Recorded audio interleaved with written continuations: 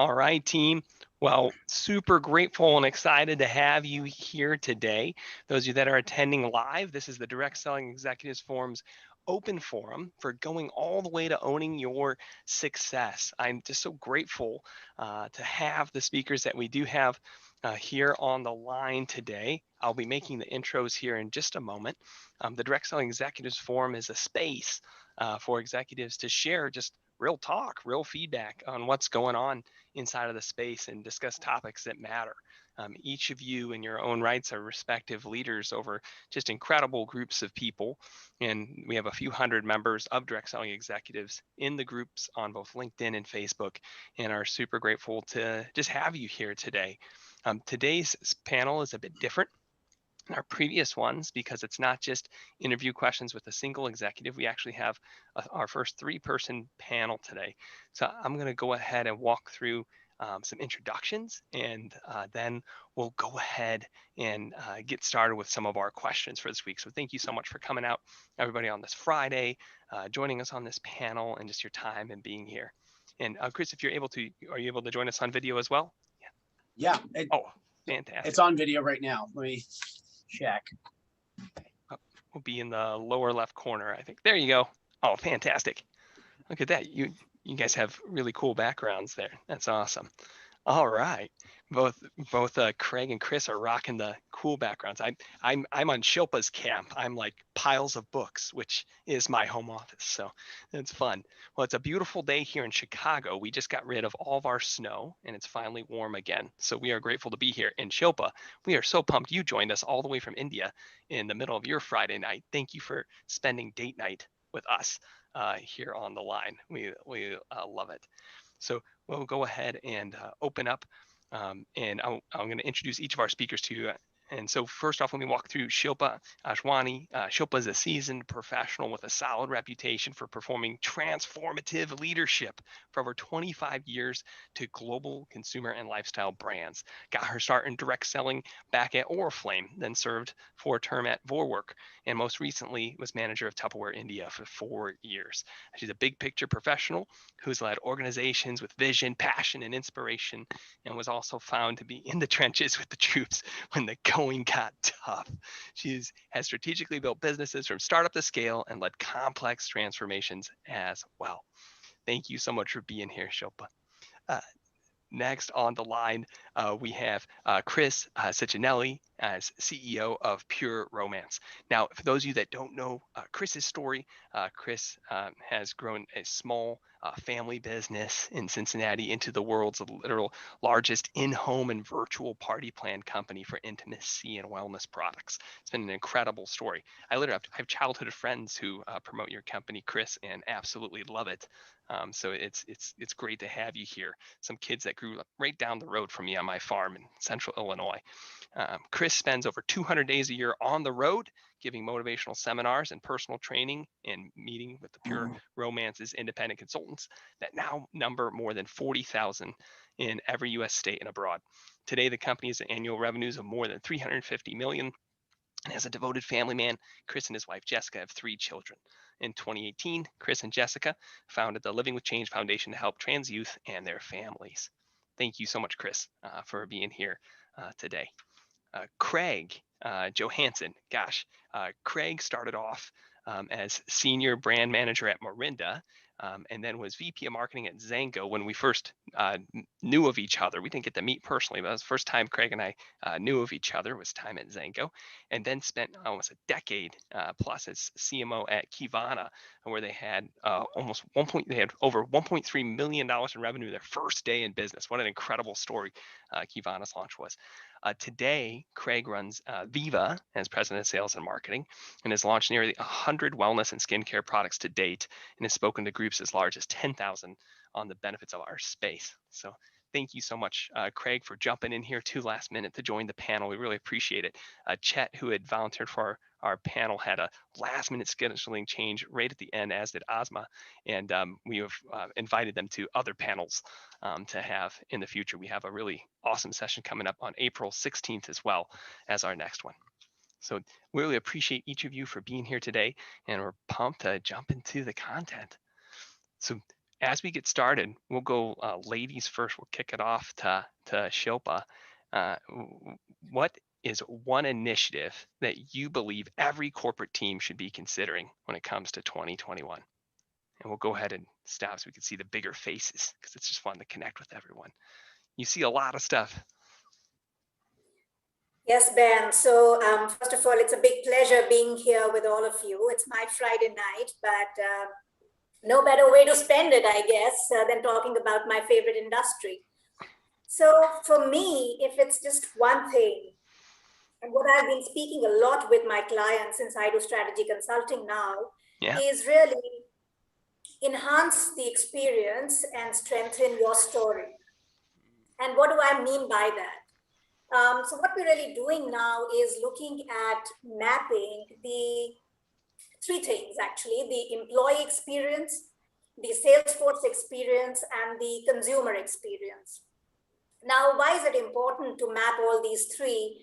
Because post the pandemic, and actually it's still not over, sure, everything seems to have changed, right? Or it will change in the future even more. So we need to just get prepared as a corporate for that eventuality. And that's why when you start to map it, the next step really should be to really look at each touch point. And I'm saying, look at each touch point like a trust point, because each point is where trust is earned or broken, right? Loyalty is won or lost. Okay, and these are numbers that are staring us in the face. I was reading a report by McKinsey where it said that 73% of the consumers in the US actually changed their shopping behavior in 2020. 36% of them actually changed the brand that they were used to using or were loyal to. So as a corporate, if you really need to make sure your consumers remain yours, your Salesforce remains yours, and they grow even more, and your employees are growing with you and they're loyal, enhance the experience, strengthen your story. That's what I would do. Yeah, I love that, Shilpa. The thought of the word trust points is so good for everybody that's on the line, because I share this with my own staff all the time, of saying that every time you interact with anybody, they either feel better about us as a company or worse. Like every time you touch, that's it. And that's really what you run into. All right, well, let's pass it your way, Chris. As you've been thinking about this question, what do you feel people should be considering for 2021?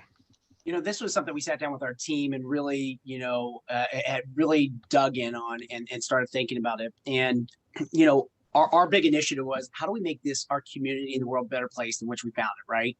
And I know that's kind of a big kind of, hairy, audacious goal that we were going after. But, when we started looking at what is going on in the world today and how so many people had to pivot, there's a lot of people that are in need. And, we said, listen, if we are really going to base our business off of culture, right? And we're going to base, everything that we do and to retain top talent, to get people to come in here, it's got to be bigger than, just moving sales numbers. It's got to be moved better than, going out there and helping people grow businesses. So we sat down and said, what is the one thing we all know to be true? And we all want to make change. We all want to make impact. And that was our biggest thing this year, which was our biggest initiative, was to make it a better place. Like, we went out, as soon as we did that, everybody went and said, what we would do. Well, we know that there's a lot of people dealing with hunger right now, in our communities, in our cities. There's a lot of people that are dealing with, kids not being in school, not being able to have those daily lunches that they need. So we've adopted several classes, that have happened. And the executive team has really kind of bought into this. And it's been amazing to see how much closer people have gotten. We've always done this. It's always been part of our kind of our brand and what we've done, but it's really elevated more and more because now they're passing it down to their teams, and we're getting family members involved. Where it used to just be a corporate initiative, now it's the families of the employees, and it's been fantastic. I mean, everything from Feeding America, adopting a class, and making sure that we're doing also being inclusive. Big big thing. As you know, I did start with my wife, Living with Change, which is, really, to educate more people on transgender youth that's out there, or even, from the LGBT community. We need to make sure that that we are doing that. And our company has been very big into pride and making sure that, that there is the education. Because if we do want to make it a better place for everybody, we can't make places 99% safe. We got to make them 100% safe. And that's through education. It's through the constant going back, putting ourselves out there, putting ourselves in the community. And I know a lot of people do that, but that was one of the biggest initiatives. It's crazy. It wasn't even sales. It wasn't anything that we talked about. It wasn't managing or monitoring for the first time, which was kind of interesting of a meeting that we ran, again, virtually, because nobody's in the office. Sure. So that's our big thing. And it's an interesting thought, because you think of like a why statement. We always start with why, just like Simon Sinek, right? And you say like, okay, we're going to make the world a better place. And it's like, why? Well, because that's our gift of what we're here to do. And you say, we're actually going to get involved in actual community events right now. And for so long, direct sales has been in physical events, has been in community events. And then here we have a whole year of just like checking out. You look at a good example in America is you look at like big churches in America, right? Huge churches in America where everyone's been watching on Zoom for a year now, and now those communities coming back together, and people are like, what is that going to look like in our culture here in America, which has been a huge thing. I know my family and I've talked about a lot, just like, wow, that's really interesting. Like there's just thousands of people that haven't been watching online every weekend for a long time. And it's the same thing in direct sales. They haven't been at the Thursday night meeting all year. They haven't been at the Saturday morning training all year. So now that some of those things are coming back, it's the question of like, what should in-person events feel like? Chris just nailed it with like just serving together, because there is a need. Like, hey guys, if we're gonna get together physically, we figured out how to build the business online and drive sales online. Why don't we still get together physically and serve people? Wow, that's a cool thought. Like, I hope people who watch on replay and people who are here as executives watching here, I know we got folks online too, that you can hear that, is that we don't have to go back to the only in-person thing we do together as an opportunity presentation. Yeah. That's what I just heard when you're listening. And yeah, there you go. So think about that. So Chris, just practically, you said you found an organization, Feeding America, and you and your team just did one of their already pre-done classes. You didn't have to invent something new. You adopted something that already existed. Is that correct? Yeah, that's exactly. It's crazy because it was always about sales growth and whatever. And this year, we just basically said, look, it's time. We got to do more for our communities. We can't just have it as a tagline, right? It's actually the action that you have to put behind it. And I think people are really, to be honest with you, we need to figure out how to keep my executive team, as they were kind of, farther apart. Zoom's great, right? It's awesome, but it's not what's keeping them together. And when they were able to dive into 2021 with these tasks together, working not just on figuring out where we're going from an organization, but they were really figuring out together, like, okay, let's strategize. What class needs it the most? What school? And where do we want to deploy it? And when you give them the full capabilities of doing it, it's kind of magical. So we'll keep that going through the rest of 2021. Thank you for sharing. I just like that, because I think sometimes we always make it too overcomplicated too, because we're so religious within our own brands of like, okay, it's pure romance, so it's going to be the pure romance thing, or it's Tupperware, so it's going to be the Tupperware thing, or it's VIIVA, it's going to be the VIIVA thing. That sometimes we think, oh, we can't adopt outside programs, we got to create it ourselves, and we make it too hard at times. That I'm kind of laughing and just giddy that you shared. Yeah, we just pulled Feeding America off the shelf and did it, and it's great, because it is a good cause, and it's a wonderful way to just get it done and execute and make a difference with time. So thanks for sharing. All right, Craig, passing it your way. Thank you so much for joining us. I was so grateful when you called and said, yeah, I'll hop on. I was originally expecting Craig to participate in our April panel team, and he jumped ahead for March. So I was excited to do that. Well, yeah, I'm in direct sales, so why wouldn't I take an opportunity to speak? That's what we do. Yeah, no, fair enough. I do appreciate the two comments that have been made, and I certainly appreciate what Chris has said.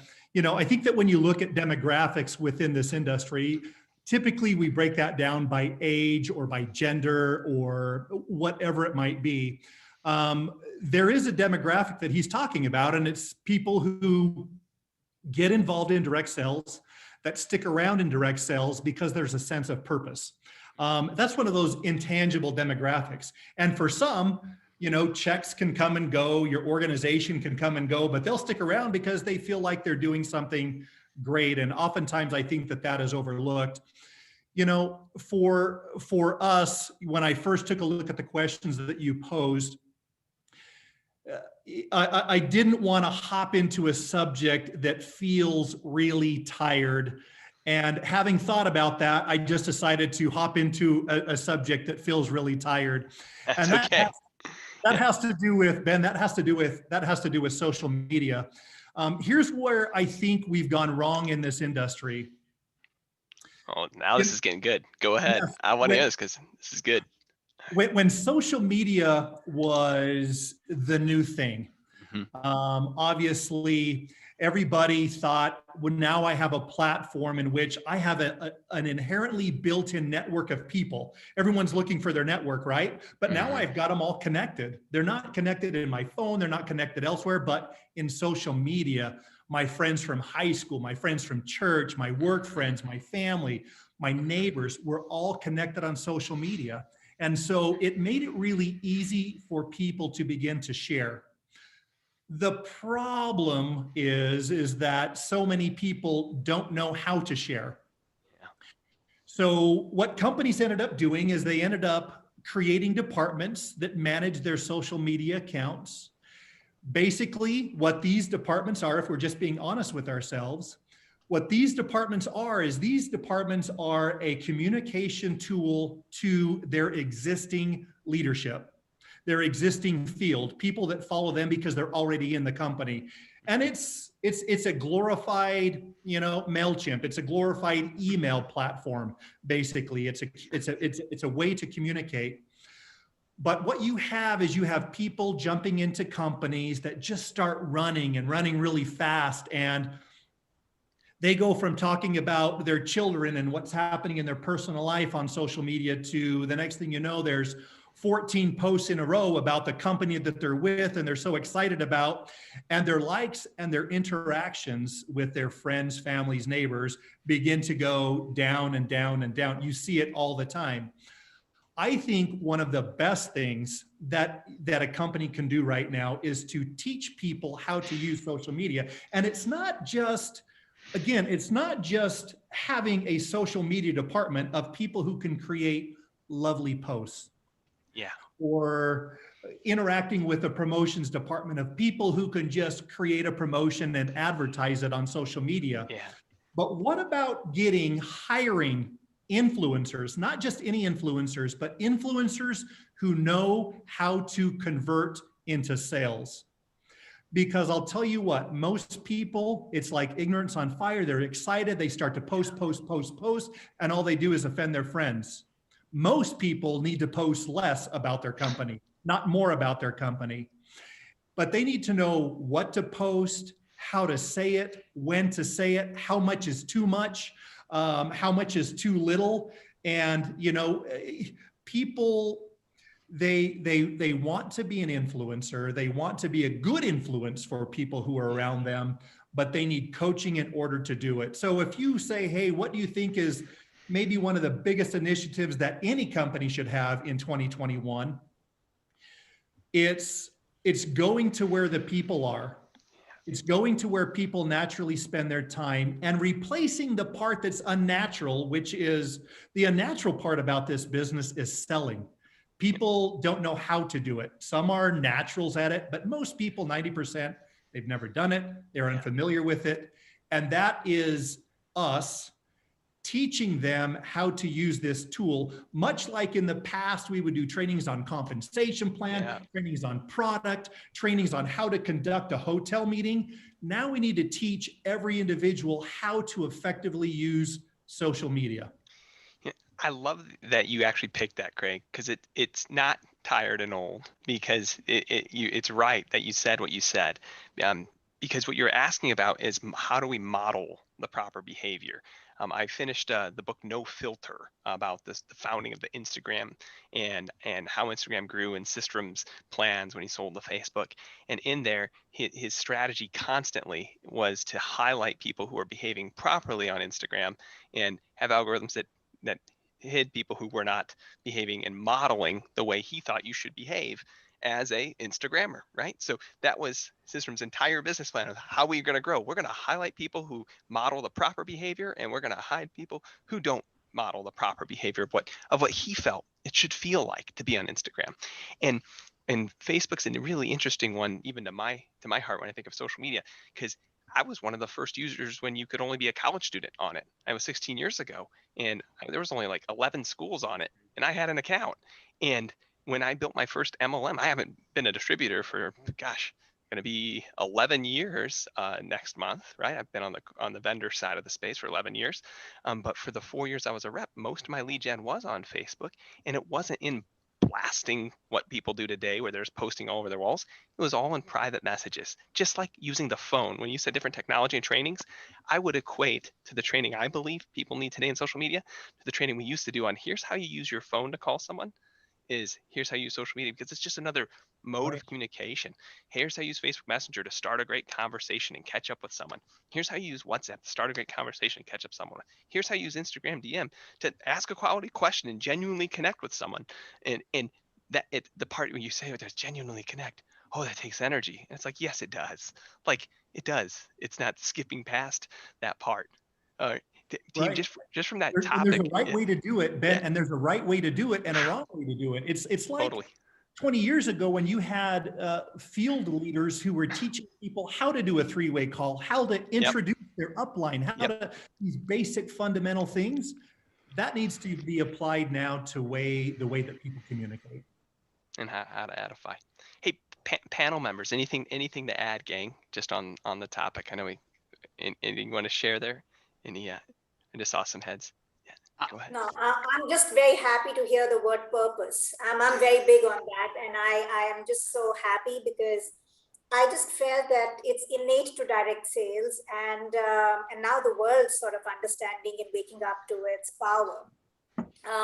I think it's really time for the direct sellers to leverage it so much more, because our stories have been authentic from day one.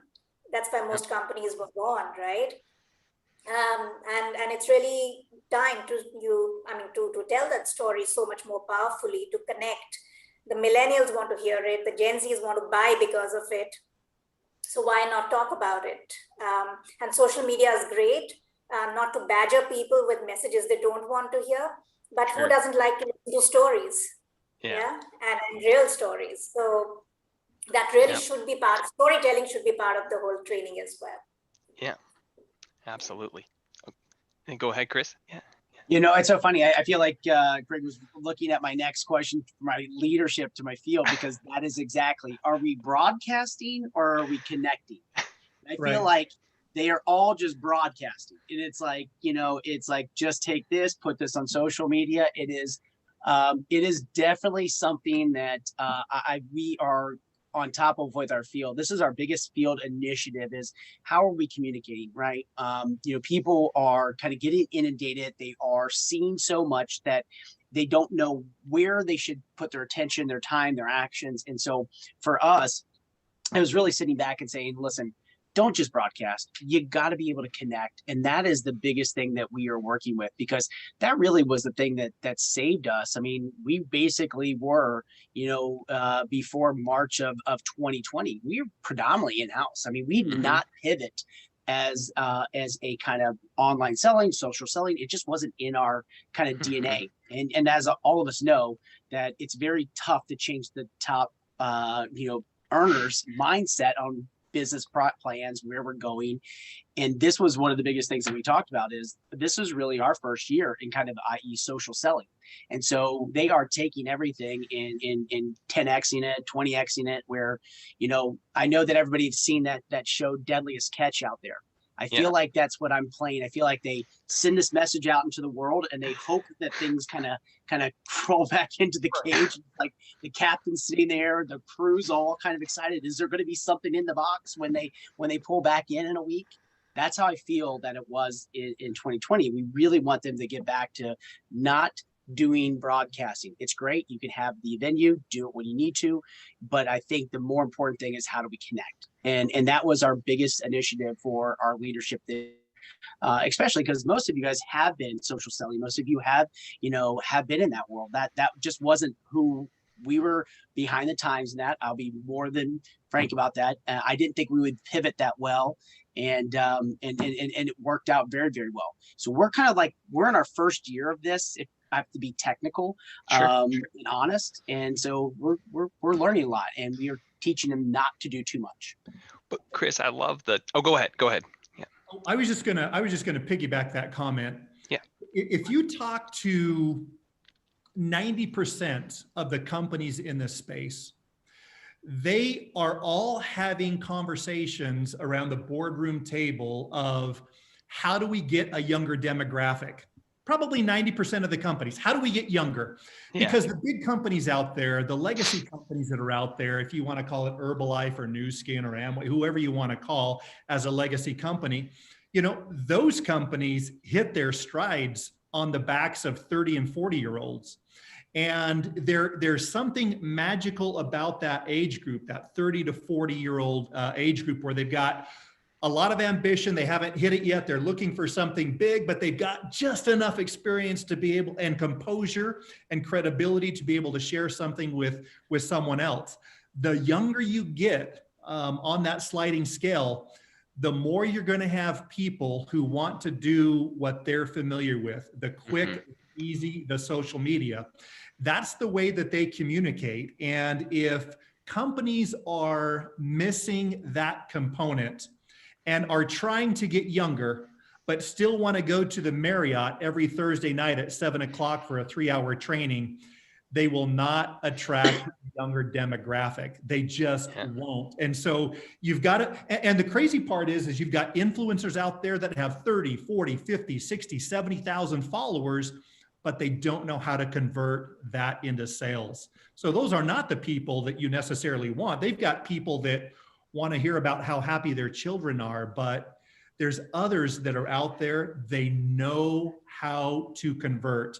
Actually, influencers are looking for opportunities that we all have to promote. But it doesn't really fit into our space in many occasions because of the compensation plan, or maybe it doesn't resonate with their followers. Having said that, I think it's a great opportunity that needs to be exposed within our industry in a very smart, intelligent, and calculated way. Well, I love the yin and the yang of what just happened, team. And like here, Craig's like, corporate initiative is they gotta provide the training for the field to do social media properly, and then Chris is like, the field initiative is that the field's got to start using social media properly. It's a synchronicity is what it is. And what I will share is that picture. If you're watching this live, executives, write down the picture of what Chris actually shared of broadcasting versus connecting. I just had that in my notes. When I speak at national conventions for a bunch of our clients in the space, and one of the pictures I share is to help them deal with the frustration, because your reps are frustrated that the deadliest catch approach isn't working, right? They're frustrated that people duck them at the grocery store because they think they're going to get pitched because the deadliest catch approach didn't work. They're frustrated. And I make fun of that frustration on stage by helping us all laugh at ourselves by saying, guys, that's the same thing as like bringing a chair to a backyard barbecue and then standing up on the chair with a t-shirt that's like, great business opportunity, call this phone number, and then like just sticking your chest out and then being frustrated while everyone's eating their bean burger, veggie burger, beef burger, whatever, right? Where everyone's eating whatever they're eating at the barbecue. Then being frustrated that no one is whipping out their cell phone and dialing that number. It's the same picture. And so create a fun picture like that when you're at your events and when you're training to help people laugh themselves to get how ridiculous it is to even assume that a broadcasting plan is going to work. This is not like billboard marketing. Okay, winning in social media is not putting a billboard on the highway. That is not it at all. It truly is like, well, remember the phone? It's just they don't use their phone that way. They message each other here, and it's really helpful. And I'm in that weird age gap in between that too, Craig, of growing up with it, but then I'm the oldest of that group, and so it's interesting to hear the comments. So let's step ahead for time. I know that I promised each of you only 40 minutes, and we're 32 in. So let's go to. I just respect all of you so greatly. So let's move to other field initiatives. We'll head over your way, Shilpa, for the field to be considering in 2021. Go ahead. Yeah. So Ben, for me, it's very, very clear. I think it's back to the basics, and my vote really goes to onboarding. Yeah. And when I say onboarding, it's not just about the new shiny fast start, right start, whatever start program that you call it, but it's really the intent to pick up and evaluate that and really go out and educate with excellence and with energy. We've seen that the gig economy is going to explode. As a result of that, there are so many people who've either been laid off or people who've realized that they need an emergency fund in their life because who knows what will happen next, right? So they do want a side hustle. People are looking at direct selling as a profession, with a lot of respect now. And that is so evident in the fact that companies have seen anything from 50% to 500% increase in their sales force increases, right? So how do you really make sure that all this fantastic new energy that is coming in actually becomes productive for you and for themselves, right? So for me, it's not really about talking about the money any longer. For me, it's about show them the money. That's what will make them stay back. But don't just show the money, but really look at what I call the 5 Ps. Make sure that they connect with the purpose of your company. Every new person, down till Always. The rep who signed up just like 5 minutes back while we were speaking. Of course, you need to talk to them about the plan, but don't show the whole thing. Nobody's interested. Tell me small little, bites that I can chew, right? Tell me about the product. What can I use and what will help me make that money, put food on the table. Tell me about the processes, but just enough, right? I don't need a PhD in the processes of your company, but tell me how to find my way so that I don't feel lost. Just enough so that I feel a sense of belonging, that I've made a good decision by being with you and not being with someone else. And last but not the least, to Craig's point, please teach me about the platforms that I can use to not just broadcast, but to connect, to make authentic relationships, to know the ways which will help me to move forward.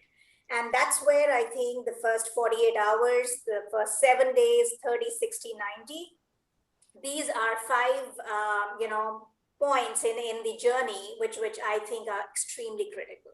Once again, we've been talking about it, we forgot about it somewhere in the middle. But to me, with literally thousands having entered, the industry in the last few months, I think it's a humongous job, and every leader just must take this so seriously. Because, I mean, the cost of finding someone new and adding them is, we all know that, right? It's now perhaps even 4 times higher than actually retaining and growing someone within your business. So yeah, back to the basics. Good old onboarding. That's awesome. It's so great to say to understand that many times when we communicate to corporate clients in the space, we'll say, hey, the company needs to stop letting the field just have random onboarding processes, and we need to define like a company-wide onboarding process. But when we're saying that, I know in my world, I'm not saying that takes the sponsor out of the equation at all. We're just saying define the path, and then, hey, here's where you participate. And what you just shared really lends into our third question today of like, where is responsibility shifting? Like, what things does corporate do versus the field today because of how different that feels too? So I'm excited that you shared that. Chris, so I'm assuming, Chris, we already handled this question for you with the yin and the yang. So Craig, did you have anything additional for the field in 2021? I mean, if you give me an opportunity, sure, I'll take it. But go for it. I'll be brief because I know that time is a constraint today. When I started in this industry 20 years ago, we thought we had 9 months to really bring people up to speed, to allow them to make a check, to get them to where they wanted to be. we often talk about kind of this 90-day window today. I actually think it's shorter than that. All of the research that I've done at every company that I've been with shows that if you do not enroll and duplicate within that first 30 days, the chances are is that 90%, if you don't enroll someone in the first 30 days, over 90% will never enroll anyone ever. And so we live in a day and age where we're dealing with a Captain Crunch generation, people with ADD. It has to be immediate. Their success has to be immediate. So we don't necessarily have the luxury that we used to have in the past of bringing people along. There's too many other opportunities out there. There's too many other gig opportunities, side hustles. There are too many of those that are out there right now that we've got to compete with. And we've got to be competitive when they come through the door. They don't want to learn, you know, how this compensation plan plays out 30 different levels. They don't want the PhD in the products. There's no way. What they want to know is, what do I need to do? A, B, C, or 1, 2, 3. What do I need to do this week so I can be paid next week? And so I think one of the biggest shifts that I've seen is a lot of the external, you know, at one point in this industry, our competition was our own industry. It was other companies within the industry. The way that I see it now, it's the Amazons of the world. It's the Ubers of the world. It's the Lyfts of the world. It's all the side hustles that you can have. It's where you can go to get some amazing products at likely a cheaper price. That's what we're competing against. And so, in my opinion, we've got to make our platforms, our systems, Amazon easy. You know, 2 clicks and you're there and you've purchased, you know, you got 18 boxes showing up at your house tomorrow. It's got to be that easy to bring people along in that process and take what, again, is unnatural for them in terms of selling, and them being able to share and then be able to convert that into compensation for themselves. That number that Craig just shared for everyone who's watching, I have found that to be very true. So I think it's just nodding heads. Chris, you found the 30-day rule to be more accurate than the 90-day rule in your world? 100%. Yeah. 100%. And it's amazing how fast that's one of the biggest changes of the last 10 years you could note. Okay. Well, team, let's have Chris, if you want to go first on the next one. Any from where responsibilities of what we expect in the business have really shifted between that's a corporate thing or no, that's a field thing. What's the one biggest one you'd like to highlight? We have to own the reputation, right? I think that's the biggest thing is we have to own the reputation of the organization. I mean, that so far and so long, it was like, you know, even though we would, even from a corporate perspective, we tried to, but for the longest time, the field was, you know, kind of like, you know, go out there in owning that. And I think that we've got to make sure that we own this, because I think so many people get caught up in the sales cycle. They want to sell, close a deal, and bring somebody in. I'm the first person that's going to tell you that this is one of the hardest industries that there is, right? I mean, I don't know where everybody's from, what everybody thinks about, but like, we eat what we kill, right? We have to make sure that we're constantly out there moving. We're constantly out there, you know, we're in charge of HR, we're in charge of, you know, our daily sales, we're in charge of making sure that we have upcoming future business. It is a business that none of the people that I see that I mean, when I even got in this, I wasn't driving Ferraris around. I wasn't driving living in the big houses. I'm probably anti all that kind of stuff. But the big piece is that we have to own that reputation, because I see people talk about how much money they're making or whatever. And in a corporate level, we've got to make sure that we are going through in holding people accountable for what they're saying out there, making sure that they aren't misleading. And that's a big piece for us as an organization. And I think that that's the big thing that we talked about is like, look, we can't just leave the reputation of the organization into the field, and it just can't. And we've really kind of made sure that's coming back. So we're doing a lot more outreach, a lot more focus around that. So that is definitely a huge initiative for us, you know, for the last couple of years. So getting practical on what Chris just shared, everybody, it means lots of content creation from the corporate team. Okay. If you think like, oh yeah, we're just going to have the field leaders create stuff, and if it's good, we'll just share that and make that. No. Guys, you're missing it. Like, you're missing it. There's some compliance officers on the line listening to us here today. you guys preach that all the time, but most people don't hear it. But it means, hey, your marketing department isn't people working on comp plan incentives only. There needs to be lots of content creation in a very content-rich world. So hear what Chris just shared there. All right, Shilpa, let's head over your way. That's good. Where do you feel responsibilities have shifted between the field and corporate? And just one place that we should be thinking about. For me, I think the need for partnership is bigger than ever, Ben, but companies or the corporate side has to make sure that they are really creating a high-tech and a high-touch company for the future. And it's no longer an or, it's a very clear and. Sure. Right? So the power of technology, automation, data, our companies sit on. We are data rich, forever have been. But what have you really done with that data? Exactly. So I think, right? And for me, I think that's really a beautiful opportunity because that allows the corporate to personalize experiences and customize solutions and make the job of your rep much, much easier.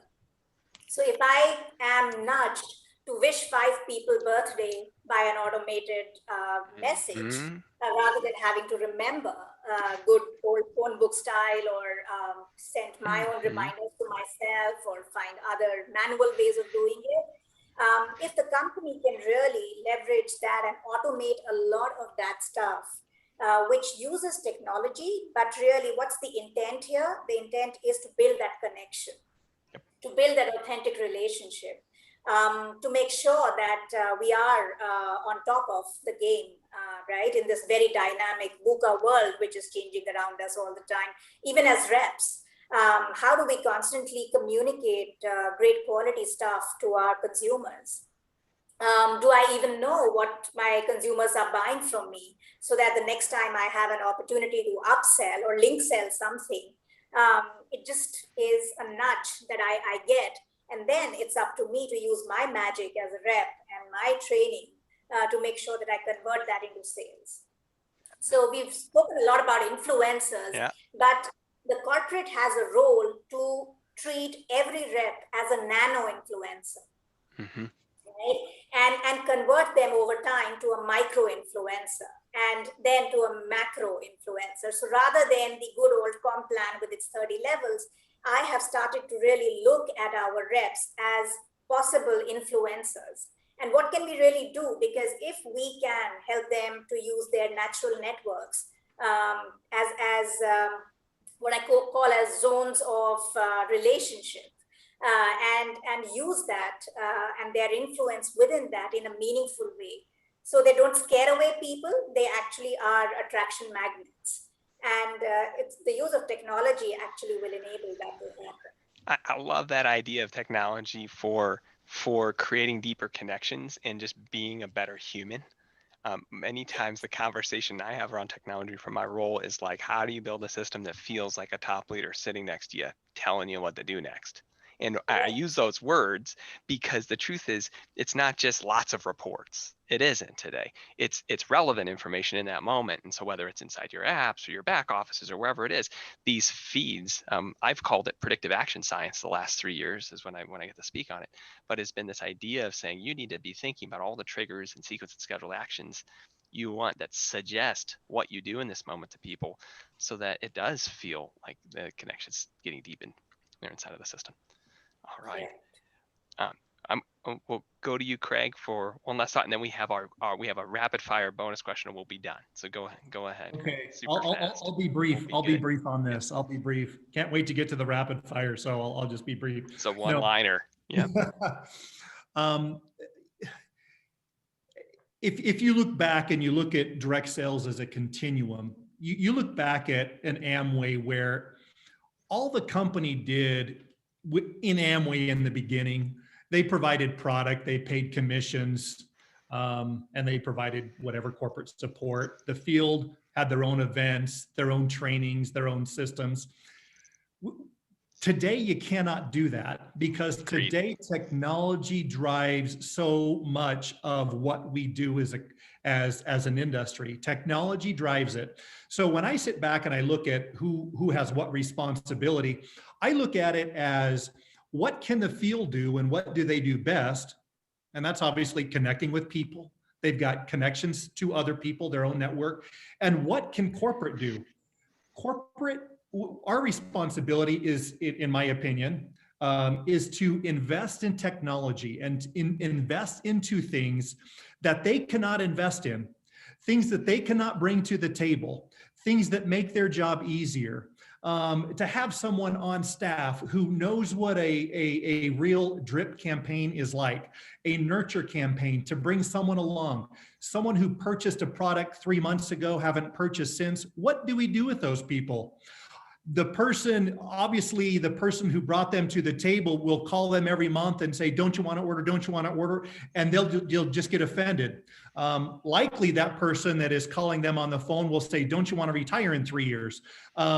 Where if we, and that's not what they want to hear. You know, they purchased that product because they wanted to lose 10 pounds. Yeah. And that's all they want to hear about. And so for us, from our end, it's leveraging the technology, the things that we can do best, and the investments that we should make that they cannot make in working synergistically together as a group of people.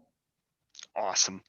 On Gingo, I appreciate you taking the time and going over. We have a rapid fire one-line question and we'll be done, and we'll thank all our panelists for being here today. It's an absolute pleasure to be with each of you here. And I couldn't agree more with what you just shared, Craig. It's the whole idea is you only get frustrated with the field if you expect them to be something they're not. Right. It's the only time you get frustrated with the field, when you expect them to just be who they are, and then you can build things around them. It's like with your own children. Like when you get frustrated with your kids, it's when you expect them to be something they're not, right? And you're like, oh, okay, I'm going to build these things around them as a parent so they can then go win. It's same with your volunteer army, your tribe. It really is. Right. All right, the rapid fire question I don't put in there because I want your off the hip response. It's a one-liner. We'll go around the room. It's knowing everything you know today. If you could hop in a time machine, go back 5 years. It's 2016. It's March. What would you tell yourself? One line. Go ahead. Shilpa. Don't overthink. Just be in the moment. All right. Just be present. Love it. Chris. Yeah, you know, I would tell myself if I could go back in time, I would have started doing social selling a lot earlier. All right. Facebook would have been one word. Yeah. Fantastic. Love it. Craig. No matter how you parse out this business, no matter who sells whatever they sell, this business is a people business. And that is the biggest asset that you have and that you need to take care of. Awesome.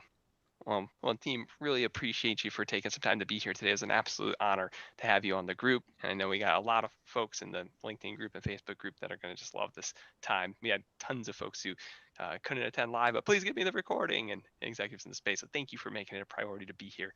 We appreciate you and wish you all the best in your days. We'll talk with you soon. Bye for now.